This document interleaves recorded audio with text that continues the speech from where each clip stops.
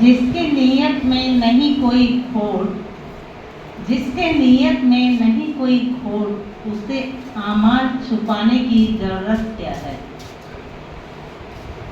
आज हम लोग यहाँ पे जमा हुए हैं, 2 तारीख को जो प्रोग्राम पटना में है उसके लिए हम लोग को मंथन करना है, गौर फिक्र करनी है कि कितने ज़्यादा तादाद में हम लोग जाएं और किस तरह से इस प्रोग्राम को कामयाब किया जाए।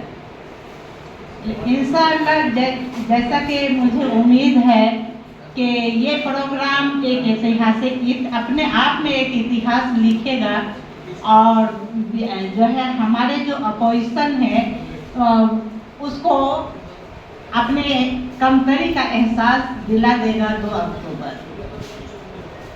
मैं चूँकि गांधीवादी विचार की रही, मेरे परिवार, मेरे दादा भी, मेरे जो परदादा थे लाल मोहम्मद फ्रीडम फाइटर थे, और मेरी चाची जो मेरे भाई यहाँ बदिउद्दौला बैठे हुए हैं उनकी जो मदर थी वो कांग्रेस के लिए समर्पित रहे। उनकी आखिरी जो क्षण था वो भी जो है कांग्रेस और बापूजी के विचार को लेकर के इस दुनिया को वो अलविदा कही।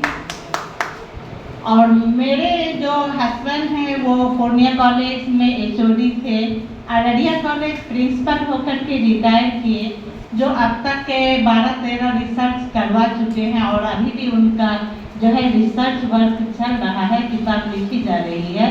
तो उनका भी जो विचार है बिल्कुल गांधीवादी ही विचार रहा। मेरे यहाँ 2011 में डकैती हुई थी, जिसमें मैंने डकैत को पकड़ा भी था और डकैत मेरे हाथ से मारा भी गया था। तो उस वक्त भी अररिया वासियों ने एक स्वर में, एक आवाज में कहा था कि डॉक्टर फरहत आरा और प्रोफेसर रऊफ अनवर वो तो गांधीवादी हैं, उनके यहाँ डकैती कैसे हो गई। तो हम लोग अररिया वासियों के लिए ही नहीं कहा जाएगा कि पूरे बिहार वासियों के लिए समर्पित रहे, और जहाँ भी हमको अपना योगदान देना चाहिए था वहाँ मैंने दिया और मेरे हस्बैंड भी देते रहे। मेरी ज़्यादा से ज़्यादा जो शोध वर्क, रिसर्च वर्क है या फिर मेरी जो आर्टिकल है वो अंतर्राष्ट्रीय स्तर पर ज़्यादा छपी। अमेरिका गवर्नमेंट भी मेरी आर्टिकल को छापे, जर्मनी में भी मेरी आर्टिकल छपती है, मॉरिशस, पाकिस्तान, हर एक जो देश है वहाँ की जो स्टैंडर्ड मैगजीन है उसमें मेरी आर्टिकल आती है। मेरी तीसरी किताब जो मैं तीसरा अभी खोज कर रही हूँ, बढ़ते हुए बाल अपराध, कारण और निदान।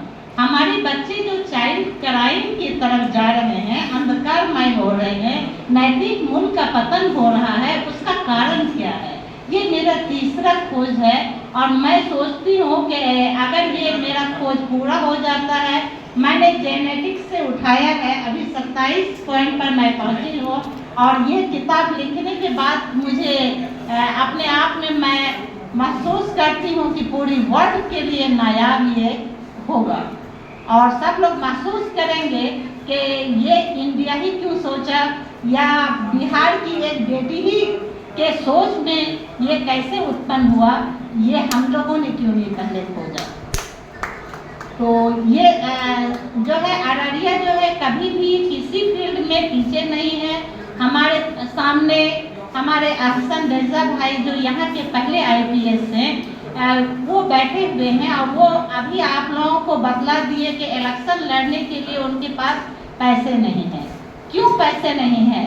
और भी बहुत छोटे छोटे पदाधिकारी को आप ले लीजिए, एक SI को ले लीजिए। एक SI जो है वो उसकी जो कमाई है उसको देखने के बाद लगता है कि धरती पर पुलिस वाले क्या कर रहे हैं। अब पुलिस वाले कैसा करप्ट जो है, आपको बस रोक के, गाड़ी रोक के चौक चौराहे में वो वसूली करते हैं, और बगैर जो है उसका नजराना का वो कोई FIR नहीं लिखते हैं। वैसी स्थिति में और हमारे बीच में इतने ईमानदार लोग भी हैं जिसके पास रिटायर होने के बाद इलेक्शन लड़ने के लिए पैसा नहीं है। लेकिन मैं ये दावा के साथ कहती हूँ कि हमारे प्रशांत किशोर जी के जो है जन स्वराज पार्टी से जो इलेक्शन लड़ेंगे उसको पैसे की जरूरत नहीं होगी, क्योंकि ये सभी लोग अच्छे सोच और सही लोग शामिल हुए हैं और बिहार वासी इस चीज को महसूस करेंगे। इसलिए इंशाअल्लाह आने वाले कल में हम लोग जितने भी प्रतिनिधि चुन के जाएंगे वो बहुत करीब होंगे और बिहार को एक नया रूप रेखा देंगे। इसी के साथ थैंक यू। धन्यवाद।